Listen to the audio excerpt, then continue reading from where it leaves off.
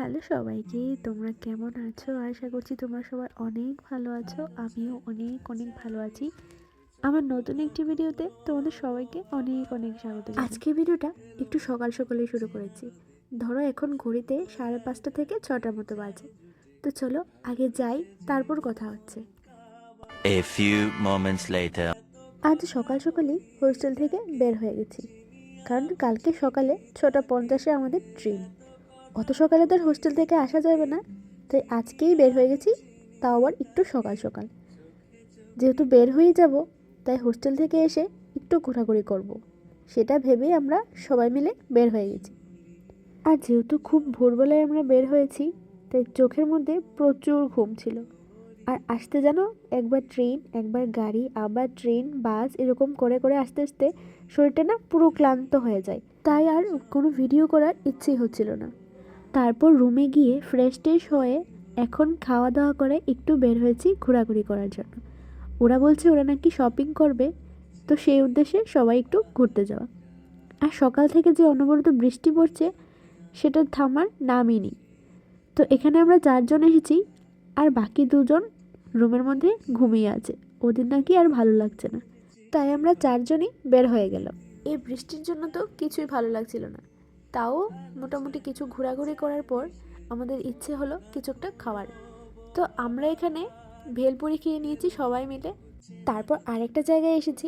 এখন আমি জায়গাটার নামই বলতে পারবো না, কারণ এগুলো আমার অভ্যস্ত নেই, তাই আমি নামটাও ভুলে গেছি। তো এরপর একটা জায়গায় এসেছি, চিলি চিকেন আর ফ্রাইড রাইস খাবো। তার সাথে স্টার্টারে নিয়েছিলাম চিকেন ফ্রাই, সেটাও খেতে কিন্তু বেশি লাগছিল। তারপর আমাদের গরম গরম চিকেন ফ্রাইড রাইস আর চিলি চিকেন চলে এসেছে। হোস্টেলের খাবার খেতে আর ভালো লাগছিল না, তাই এটাই খেলাম। The next day. তারপর ওখান থেকে রুমে গিয়ে আড্ডা মারতে মারতে, সত্যি কথা বলতে কি ভিডিও করার কথা আমি ভুলেই গেছি। তো তারপর চলে এসেছি পরের দিন সকালবেলা। আমরা ট্রেনে উঠেছি, আর দেখতেই পাচ্ছ ট্রেনের কি হালত হয়ে আছে। এটা জেনারেল না স্লিপার সেটাই বুঝতে পারছি না। তো কি আর করার, আমরাও সিট পাইনি, কিন্তু কি করব, বাড়িতে তো আসতেই হবে, কারণ ওখানে আর ভালো লাগছে না। মাকে, বাবাকে, কাউকে দেখতে পাচ্ছি না, কোনোভাবেই মনটা আর ওইখানে স্থির থাকতে পারছি না। তো আর কি করব, কষ্ট করেই চলে আসলাম বাড়িতে। তো চলো বাড়িতে যাই। Tomorrow. টানা 2 দিন জার্নি করার পর ফাইনালি বাড়িতে আসলাম। এসে খাওয়া দাওয়া করে স্নান টান করে একটা টাইট করে ঘুম দিয়েছি। ঘুম দেওয়ার পর সকালে উঠে কি যে ভালো লাগছে বাড়িতে এসে, কি আর বলবো।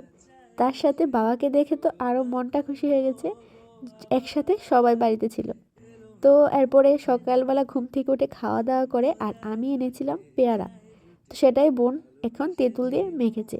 এটা খেতে তো আরও ইয়াম্মি ছিল।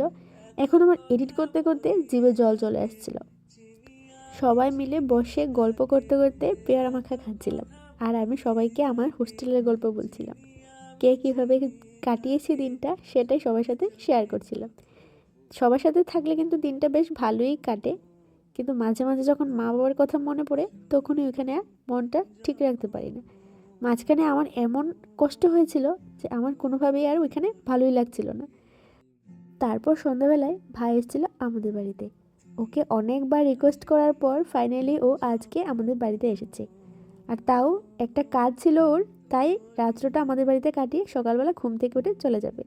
তো চলো এখন আমরা সবাই মিলে গল্প টল্প করি, আর ভিডিওটা এখানেই শেষ করছি। যদি ভিডিওটা ভালো লাগে থাকে অবশ্যই like, comment, share and subscribe করে দিও। দেখা হচ্ছে অন্য কোনো ভিডিওতে। Tata, by.